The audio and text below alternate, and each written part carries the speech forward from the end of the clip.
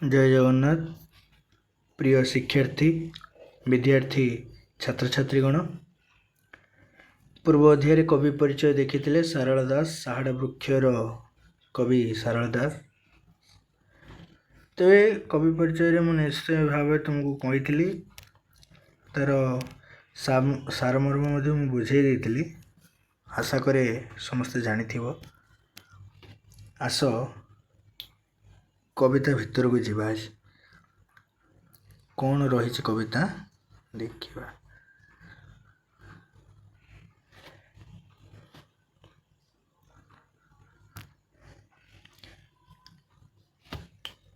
गोलोक वृक्ष करतार रथे चक, गोलोक वृक्ष करतार रथे चक, महाकल्प वृक्ष से हरई पातक।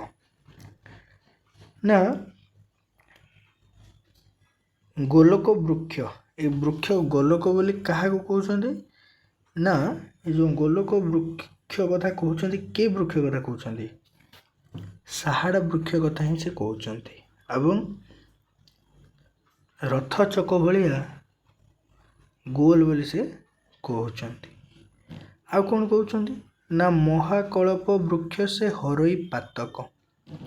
से गोटे महाकल्प वृक्ष, अत्यंत आवश्यक वृक्ष जी कि पातक अर्थात कौन, पातक अर्थ पापनाशनकारी, महापातक। पूर्वे सृजित कले ताहा कलेक प्रजापति, दोषी कन्या होइले ताकू विवाह करिब जुगति।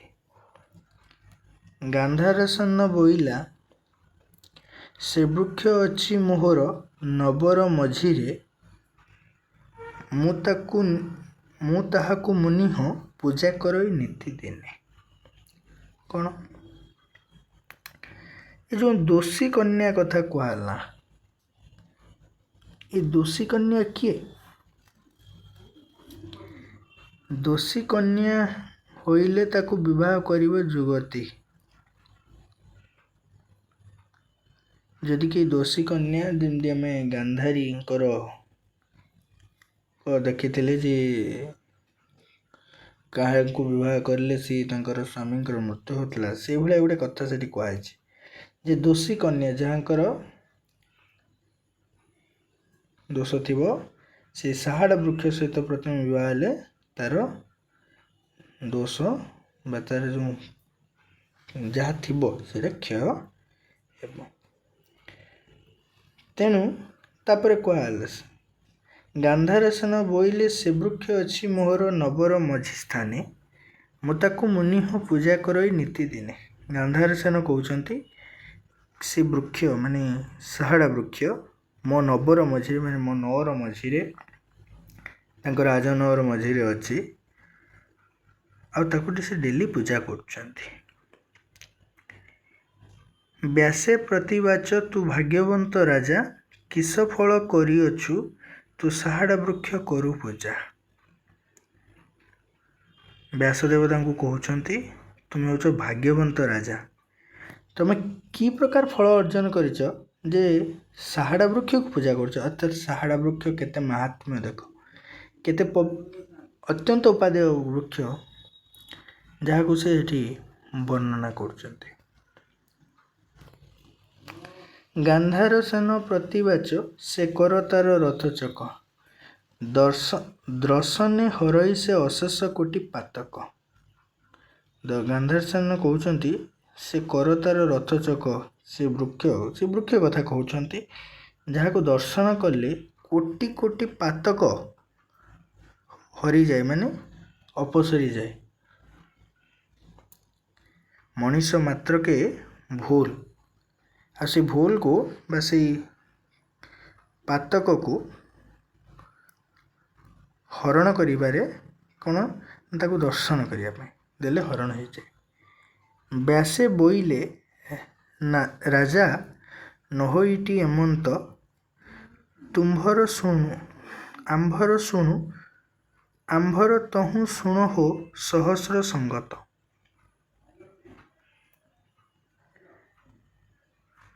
ତେବେ ତାପରେ କ'ଣ କୁହାଗଲା ନା ବୃଷଭ ମାସ କୃଷ୍ଣପକ୍ଷ ତିଥି ଯେ ଦଶମୀ ଗୁରୁବାର ଶତଭିଷା ନକ୍ଷତ୍ରେ ବିଜୟ ବିଶ୍ୱନାଥ ସ୍ୱାମୀ।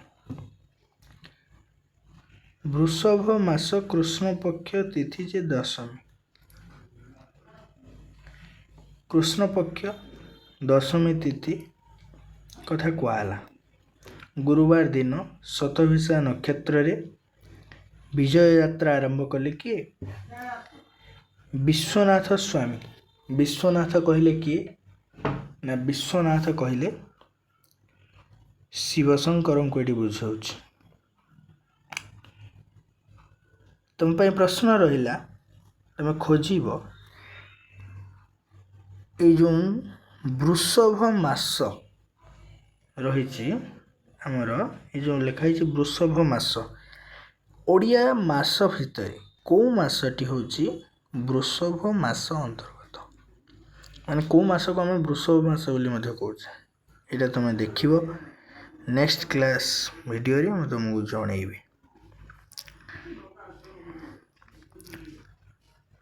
ତେବେ ନନ୍ଦିକେଶ୍ୱର ଦେବ ବୃଷଭ ପଲାଣି ପିଠିରେ ବିଜେ କଲେ ଦେବ ପିନାକୀ ଶୂଳପାଣି। ନନ୍ଦିକେଶ୍ୱର ଦେବ, ନନ୍ଦିକେଶ୍ୱର କିଏ? ସେ ଶିବଙ୍କୁ ପୁଣି କୁହାଯାଉଛି। ବୃଷଭ ପଲାଣି, ବୃଷଭ ଉପରେ ପଲାଣି ଅର୍ଥାৎ ଗୋଟେ ଚଦର ଭଳିଆ ପଡ଼ିଛି ଯାହା ଉପରେ ଶିବ ବସିବେ, ନନ୍ଦିକେଶ୍ୱର। ପିଠିରେ ବିଜେ କଲେ ଦେବ ପିନାକୀ ଶୂଳପାଣି। ସେ ଶିବଙ୍କୁ ଆଉ ଗୋଟିଏ ନାଁ କଥା କୁହାଯାଇଛି। ତାହେଲେ ଏଇଠି ଦୁଇ ପଦ ଭିତରେ ତୁମେ କେତେଟି ଶିବଙ୍କର କେତେଟି ନାଁ ଦେଖିବାକୁ ପାଇଲ?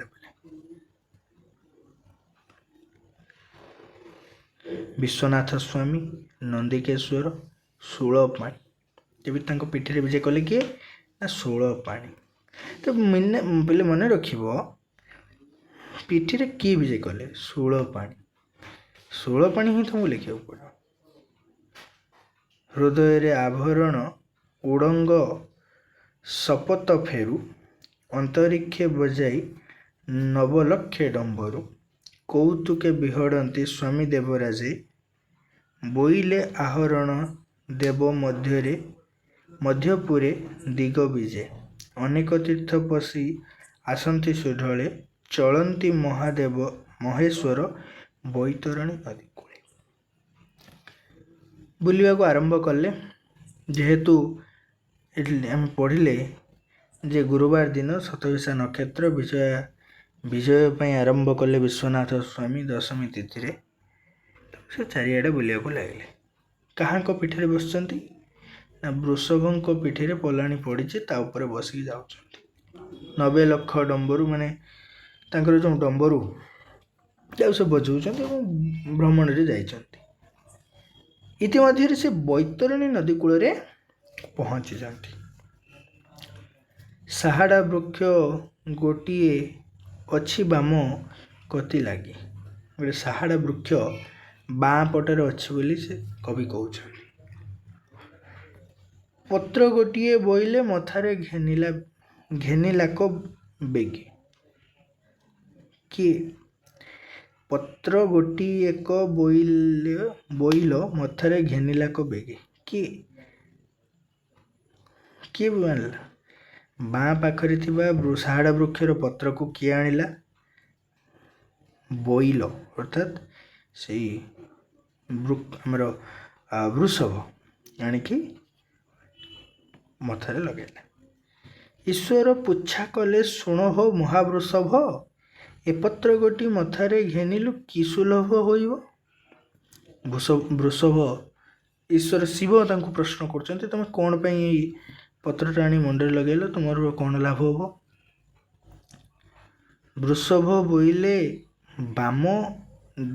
ବୃଷଭ ବୋଇଲା ଦେବ ବାମେ ଯେବେ ସାହାଡ଼ା ବୃକ୍ଷ ଥାଇ, ପତ୍ର ଗୋଟିଏ ଚିରେ ଘେନିଲେ ଅମୃତ ଯୋଗାଡ଼ ପାଇ।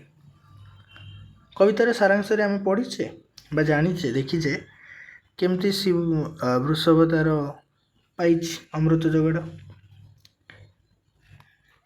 ତେବେ ପତ୍ର ଗୋଟିଏ ଶିରେ ଘେନିଲେ ଅମୃତ ଯୋଗାଡ଼ ପାଏ। ତାପରେ ପୁଣି ଥରେ ସେ ବୃଷଭ ବର୍ଣ୍ଣନା କରୁଛନ୍ତି। ଡାହାଣ ଭାଗେ ଯେବେ ବୟର ବୃକ୍ଷ ଥାଇ, ତହିଁରୁ ପତ୍ର ଗୋଟିଏ ଘେନିଲେ ଶତ୍ରୁ କ୍ଷୟ ଯାଏ। ପୁଣି କହୁଛନ୍ତି ଡାହାଣ ପାଖରେ ଯେବେ ବୟର ବୃକ୍ଷ ମାନେ ବଟ ବୃକ୍ଷ ମେ ବି, ଏଠି ଶବ୍ଦାର୍ଥ ଆମେ ଦେଖିବା।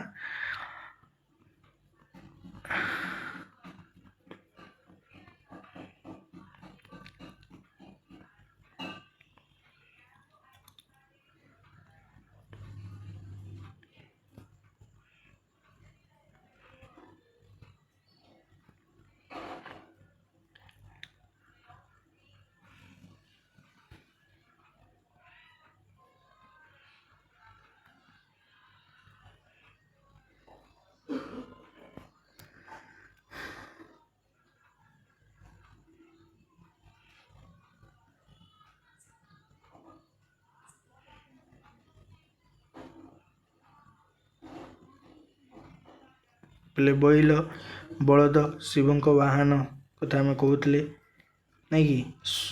ଦେଖ ବୟର ବୃକ୍ଷ ବରକୋଳି ଗଛ ବୃକ୍ଷ ନାଇଁ ଲେଖା ଅଛି। ଦେଖ ବୟର ବୃକ୍ଷ ବରକୋଳି ଗଛ ବୃକ୍ଷ କଥା ଏଠି ଆମେ କହୁଛେ। ବୁଝିପାରିଲ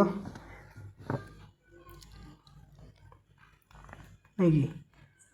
ଆଚ୍ଛା,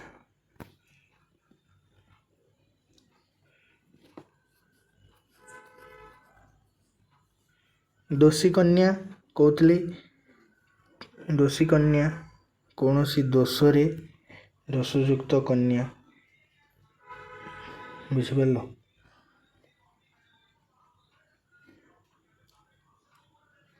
ଏଇଭଳିଆ ଶବ୍ଦାର୍ଥ ମଧ୍ୟ ଏଠି ତୁମକୁ ଦେଇଛି, ତୁମେ ତାକୁ ପଢ଼ିବ ଯେଉଁଠି ଡାଉଟ୍ ହେବ। ହେଲେ ତୁମକୁ ଗୋଟେ ସଜେସନ୍, ଯେତେବେଳେ ତୁମେ ୟୁଟ୍ୟୁବରେ ବିଭିନ୍ନ କ୍ଲାସ୍ ଦେଖୁଛ, ନିଜ ପାଖରେ ଗୋଟେ ବହି ରଖିଥିବ, ନିଜ ବହିଟେ, କିନ୍ତୁ ତୁମକୁ ହେଲ୍ପ ହେବ। ତୁମେ ନିଜେ ତାକୁ ପଢ଼ିବା ପାଇଁ ତୁମକୁ ସୁବିଧା ହେବ। ବୁଝିପାରିଲ।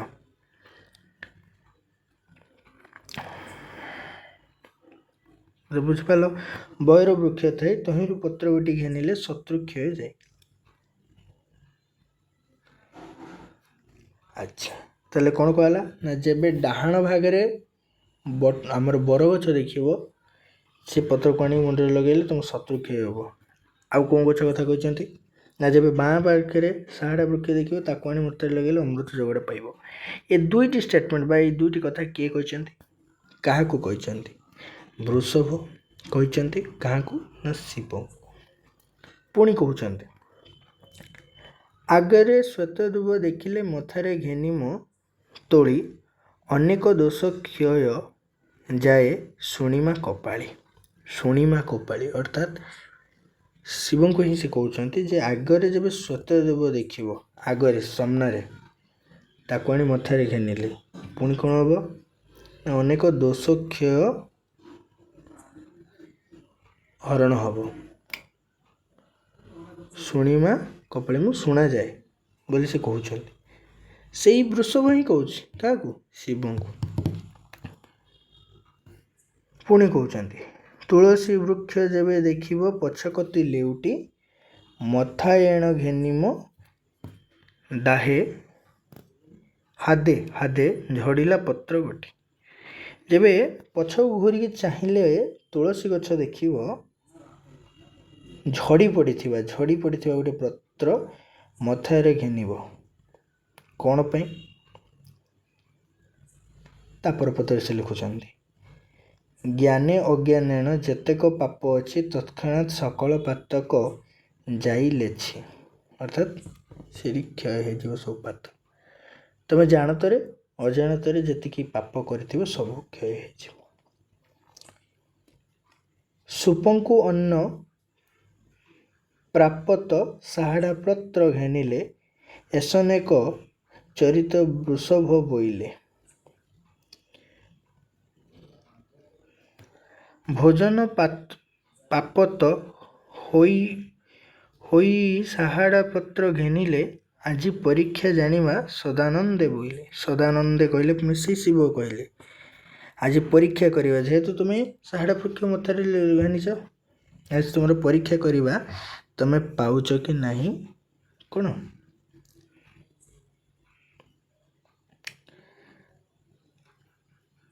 ଖାଦ୍ୟ ଅମୃତ ଯୋଗାଡ଼ ତୁମେ ପାଉଛ କି ନାହିଁ ସେ କଥା ସେ କହୁଛନ୍ତି। ସେଥିପାଇଁ ସେ ସେଠି କହିଛନ୍ତି ସୁପକୁ ଅନ୍ନ ପ୍ରାପତ ସାହାଡ଼ା ପତ୍ର ଘେନିଲେ ବୋଲି ସେ କହୁଛନ୍ତି।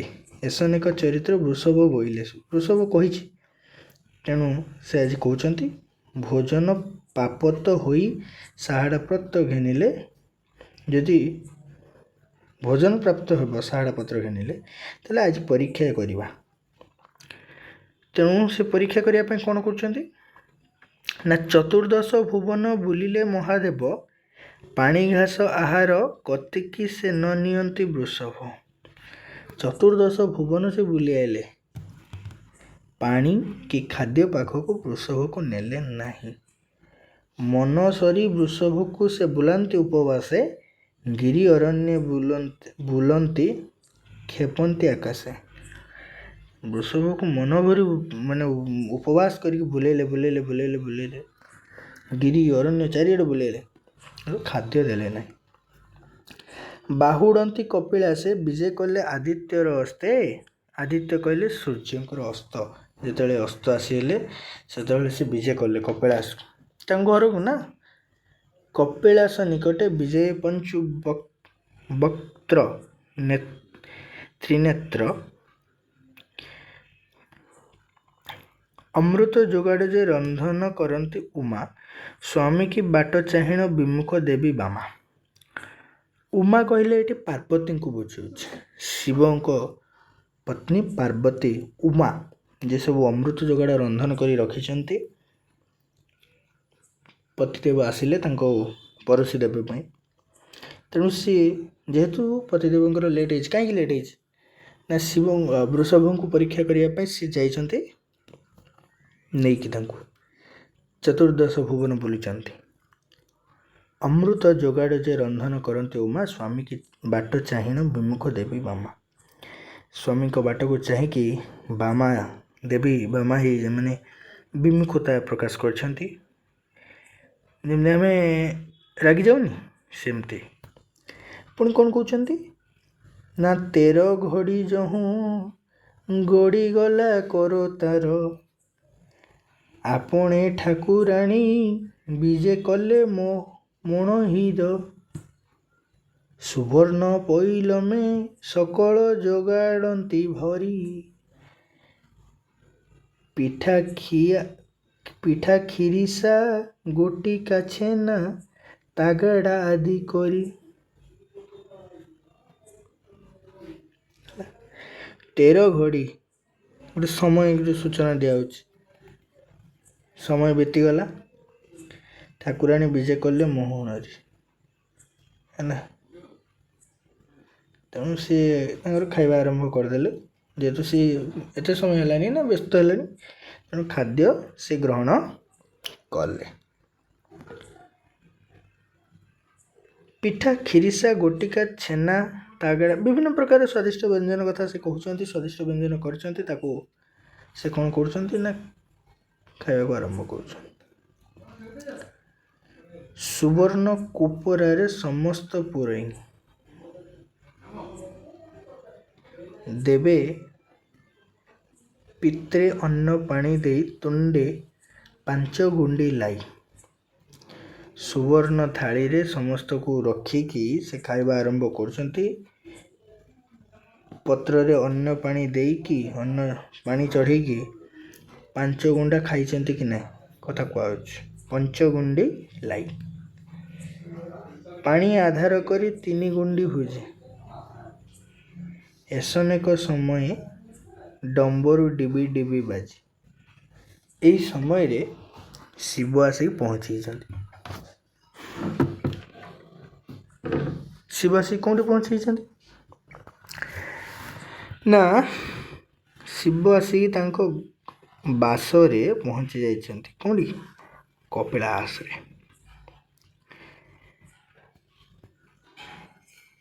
ଶୁଣିଣ ଗୋସାମଣି ଯେ ବିଷାଦ ହୋଇଲେ କେମନ୍ତ କରିବି ମୁହିଁ ଈଶ୍ୱରେ ବିଜେ କଲେ। ମା ଲକ୍ଷ୍ମୀ ଏପଟେ ଖାଇବାକୁ ବସିଯାଇଛନ୍ତି। ବିନା ସ୍ୱାମୀଙ୍କ ବିନା ସେ ତ ଖାଇବା କଥା ନୁହେଁ, କିନ୍ତୁ ଯେହେତୁ ବିଳମ୍ବ ହେଇଛି ସେ ଖାଇବାକୁ ବସି ଯାଇଛନ୍ତି। ତେଣୁ ସେ କ'ଣ କରୁଛନ୍ତି ନା ହଠାତ୍ କ'ଣ କରିବେ ବୁଝିପାରୁନାହାନ୍ତି, କିନ୍ତୁ ଏ ସମୟ ଶିବ ଯେହେତୁ ଆସିଯାଇଛନ୍ତି ତେଣୁ ସେ ହଠାତ୍ କ'ଣ କରୁଛନ୍ତି ନା ସଙ୍କୋଚେଣ ମୁହଁଣି ଛାଡ଼ି ଉଠିଲେ ବେଗେ ହୋଇ ବୃଷଭ ଗୁଆଣୀରେ ଲୁଚାଇଲେ ନେଇ। ଯାହା ଯାହା ସବୁ ଖାଇବା ସେ ଖାଇବା ବାଢ଼ିଥିଲେ ସେ ସବୁକୁ ନେଇକି କ'ଣ କଲେ ନା ବୃଷଭ ଗୁଆଣୀରେ ପକେଇ ଦେଲେ। ବୃଷଭ ଗୁଆଣୀ କହିଲେ ବୃଷଭର ଖାଦ୍ୟ କୁଣ୍ଡ, ଯେଉଁଠି ଆମେ ବୃଷଭମାନଙ୍କୁ ଗାଈମାନଙ୍କୁ ଖାଦ୍ୟ ଦେଉ, ସେଇ କୁଣ୍ଡରେ ପୂରାଇ ଦେଲେ। ପିଠା କ୍ଷୀରି ସାକର ପୁରାଇଲେ କଞ୍ଚଲାରେ ହେଲା।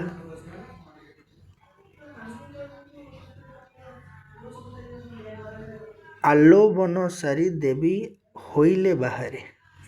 ତେଣୁ ସେ ତାକୁ ନେଇକି ସେଠି ଲୁଚାଇ ଦେଇକି ପୁଣି ଥରେ ପ୍ରସ୍ତୁତି ବାହାରିଲେ, ଯେହେତୁ ଆସିଛନ୍ତି ପତିଦେବ ଶିବ ବିଜେ କରୁଛନ୍ତି। ରତନ ଝରିରେ ଦେବୀ ପାଣି ଯେ ପୁରାଇ ଛାମୁରେ ପ୍ରବେଶ ହୋଇଲେ ମହାମାୟୀ। ନନ୍ଦିକେଶ୍ୱର ରାଇ ଆଜ୍ଞା ଦେଲେ ସଦାନନ୍ଦ, ବୃଷଭ ଗୋଟିକ ନେଇ ଗୁଆଣୀରେ ବେଗେ ବାନ୍ଧ। ଶିବ ପହଞ୍ଚିଲେ, ନନ୍ଦିକେଶ୍ୱରଙ୍କୁ ଆସିଲେ ଏବଂ ରତ୍ନଝରିରେ ପାଣି ଦିଆଗଲା। ମହାମାୟୀ ଅର୍ଥାତ୍ ଶିବ ପ୍ରବେଶ କଲେ, ଛାମୁରେ ପ୍ରବେଶ କଲେ ଏବଂ ଆଦେଶ ଦେଲେ ଯେ ବୃଷଭକୁ ନେଇ ଗୁଆଣୀରେ ମାନେ ଗୁହାଳରେ ବାନ୍ଧି ଦିଅ। ତାପରେ ପୁଣି କହିଛନ୍ତି କ'ଣ, ଆଗଂ ପ୍ରମାଣେ ନନ୍ଦିକେଶ୍ୱର ଗଲା, ଯତନ କରି ତାକୁ ଖମ୍ବାରେ ନେଇ ବାନ୍ଧିଲା। ତାକୁ ନେଇ ଖମ୍ବାରେ ମାନେ ଖମ୍ବରେ ଯେଉଁ ବନ୍ଧାଯାଏ, ଯେଉଁ ରହିଥାଏ ଗୁହାଳ ଭିତରେ, ସେଠି ବନ୍ଧାଗଲା। ଈଶ୍ୱରେ ପୁଣି ଆଜ୍ଞା ଦେଲେ ନନ୍ଦିକେଶ୍ୱରକୁ ରାଇ, ଖଡ଼ ଆହାର ଘାସ କି ଅନ୍ନ ନ ଦେବୁ ବୋଇଲଇ। ବୋଇଲଇ ମାନେ ତା ବଳଦକୁ କୌଣସି ଖାଦ୍ୟ ଆହାର ଦେବନି। ଈଶ୍ୱର ଆଜ୍ଞା ଦେଲେ ନନ୍ଦିକେଶ୍ୱର। ସ୍ୱାମୀ ଆଜ୍ଞାନ ସେ ଦୃଢ଼ କରି ବାନ୍ଧିଣ ଆଇଲା, ବଜ୍ରର କିଳେଣି ସେ ଦେଇ ସେ କବାଟ କିଳିଲା। ବୃଷଭ ବିଚାରାଇ ମୋତେ ଈଶ୍ୱର କଷିଲେ, କରତାର ନାଥ ଏହା କିମ୍ପାଇ ନ ବିଚାରିଲେ।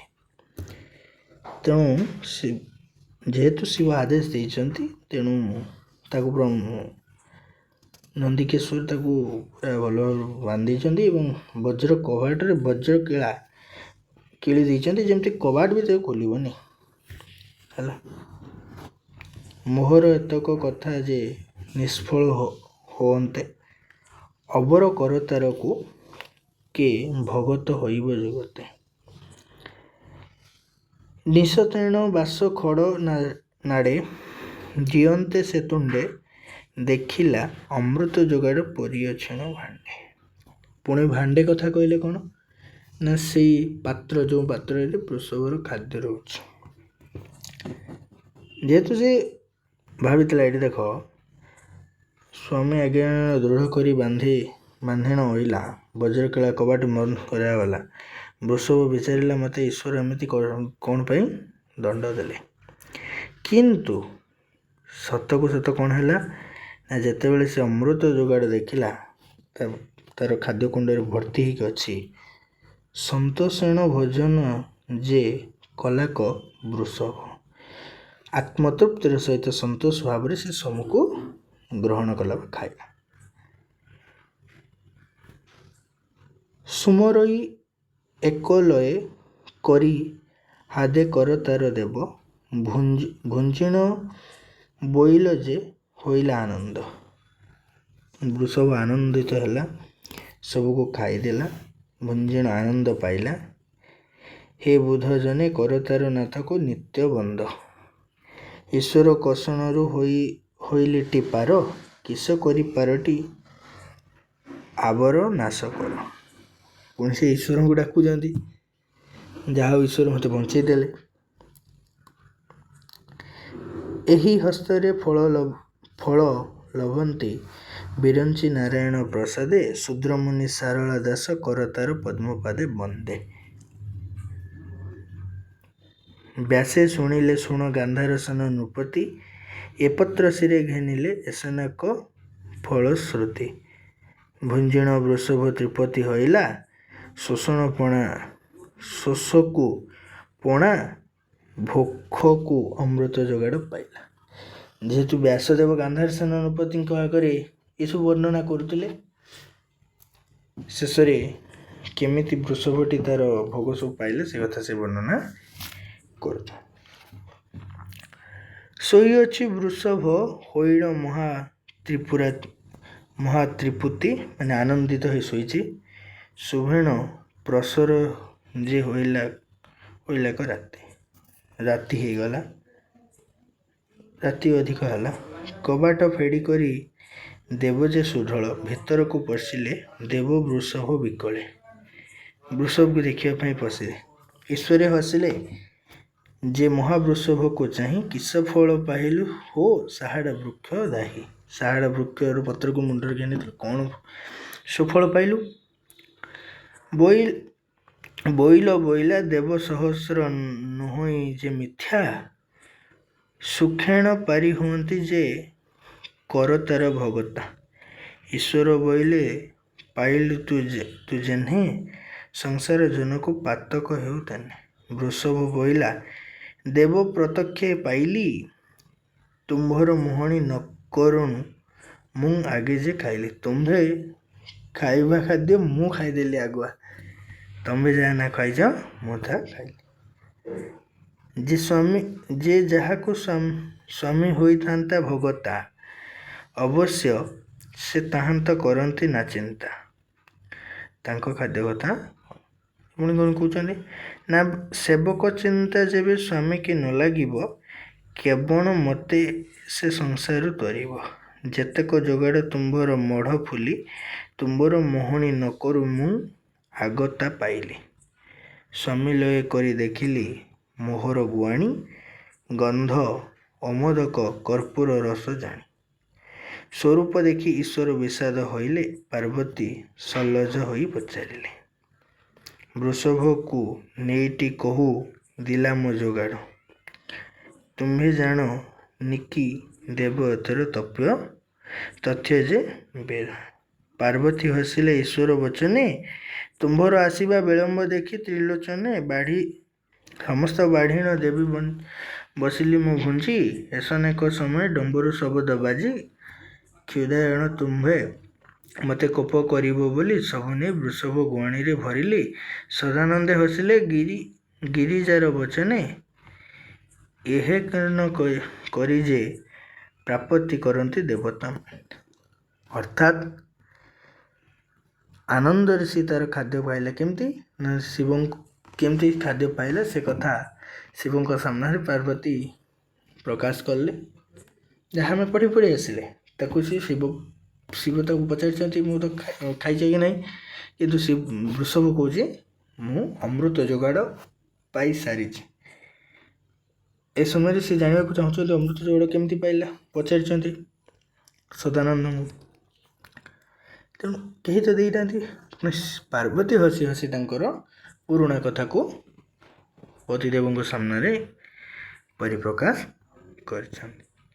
ତେବେ ଇଏ ହେଉଛି ସାହାଡ଼ା ବୃକ୍ଷ ମାହାତ୍ମ୍ୟ ପ୍ରସଙ୍ଗ, ଯାହାକୁ ସାହାଡ଼ା ବୃକ୍ଷରେ ବର୍ଣ୍ଣନା କରାଯାଇଛି।